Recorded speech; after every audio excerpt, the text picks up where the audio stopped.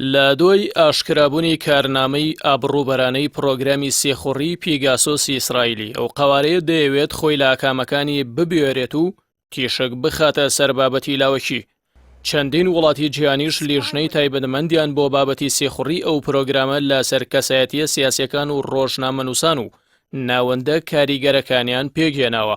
دالیا شایندلینی پسپۆڕی استراتیژی سیاسی و ڕایگشتی لە وتارێکدا کە لە ڕۆژنامەی گاردیانی بەریتانیدا بڵاوی کردوتەوە دەڵێت پێشەسازی چاودێری ورد لە ئیسرائیل بەشێکە لە ناسنامەی خەوارەکە، بۆیە زۆربەی کات چاودێری لایەنە تاریکەکانی پشتگوێ دەخرێت. چەندین کەناڵی میدیای جیهان پێشچەند ڕۆژێک ئەویان ئاشکرا کرد کە پرۆگرامی سێخوڕی پیگاسۆس کە کۆمپانیای NSO بەرهەمی هێناوە لەلایەن چەندین دەوڵەتەوە بۆ چاودێری نارە سیاسیەکانیان و چالەکانی مافەکانی مرۆڤ و ڕۆژنامە نووسان بەکارهێنراوە. دوای ئەوە کۆمپانیای ناوبراو ناچار بووە بە ڕاگررتنی پرۆگرامەکە.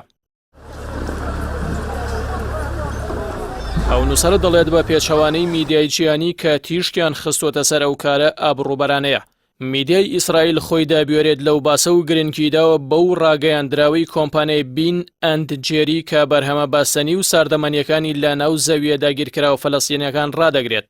بۆیە نووسەر دەپرسێت ئایا ئەو لایەنە بەشدارانەی کە ئەو بەرهەمە قازان شێنەرە دەنێرنە دەرەوە لاوانەش وەزارەتی بەرگری کە دەبێت ڕازی بێت بەو گرێبەستی فرۆشتانە بەرپرسیارەتی ئەنجامی ئەو کارانەیان قبول دەکەن.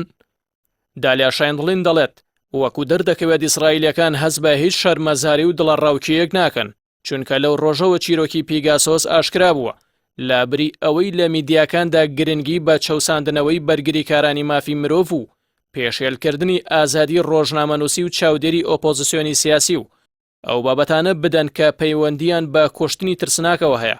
ئەو بابەتە بانقەس پشتگوێ دەخەن و دەیکەنە بابەتی لاوەکی کەچی گرنگیان بە بابەتی ڕاگەیاندراوەکەی کۆمپانیای بین ئەند جێری داوە کە ڕاگەیاندراوی کۆمپانیا ئەمریکیەکەیە ناڕەزایەکی ئاشتی خوازانەیە لە دژی داگیرکاری و ستەمکاری کە پێچەوانی گەژی یاسا نێودەوڵەتیەکانە.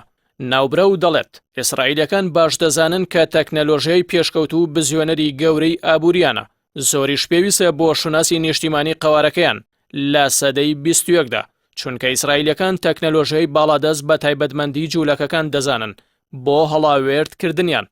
با پێڕاپۆرتەکان ئەو پرۆگرامە سێخوڕیە لەلایەن چەندین وڵاتەوە بۆ چاودێری نارەکانیان بەکارهێنراوە و ئەوانش کە چاودێری کراون زیاترن لە 50,000 کەس.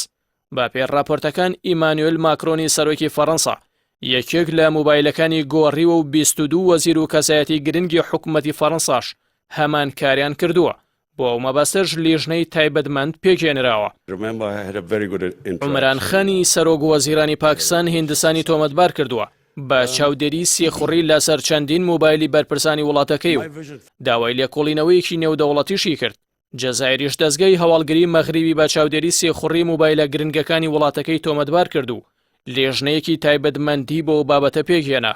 لە دوای گەورەبوونی ناڕەزایەتیەکان لە قەوارەی زایۆنیسی با ڕێوەبەری کۆمپانیاکە وڵاتی قەتەر و ڕێکخراوە نێودەوڵەتیەکانی بایکۆتی ئیسرائیلی بە خولقێنەری ئەو هێرشانە بۆ سەر قەوارەکەی ناوبرد بە بێ ئەوەی بتوانێت پاساوێکی گونجاو بۆ کارە ئابڕووبەرانەکەی بهێنێتەوە.